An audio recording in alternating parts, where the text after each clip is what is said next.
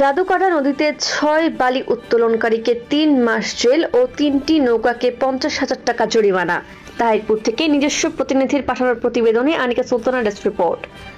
সুনামগঞ্জের তাহিরপুর উপজেলার জাদুকাটা নদীর পূর্বপার অদ্বৈত বাড়ি মন্দির এলাকা ও জামাইলার চর মাকটিয়ার পার শিমুল বাগান সংলগ্ন এলাকা থেকে বালি উত্তোলনের অভিযোগে ৬ ব্যক্তিকে আটক ও ৩টি নৌকা জব্দ করে জরিমানা করেছেন ভ্রাম্যমাণ আদালত। বৃহস্পতিবার ২০ ফেব্রুয়ারি বিকেলে জাদুকাটা নদী থেকে নদীর পার কেটে বালি উত্তোলনের সময় তাদের আটক করা হয়।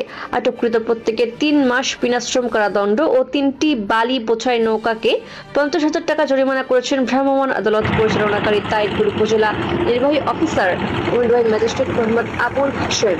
সাথে ছিলেন জেলা নির্বাহী ম্যাজিস্ট্রেট রবিউর রহমান সহ বিজিবি আনসার সদস্য পুলিশের সদস্যবৃন্দ।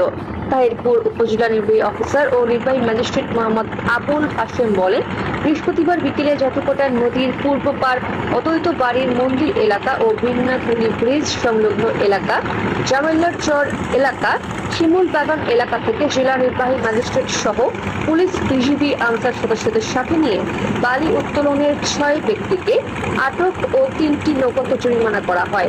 আটককৃত ৬ জনকে ৩ মাস করে বিনাশ্রম কারাদণ্ড দেওয়া হয়েছে। তিনি আরো বলেন, যারা নদীর পার কাটবে তাদের বিরুদ্ধে আমাদের অভিযান চলমান থাকবে।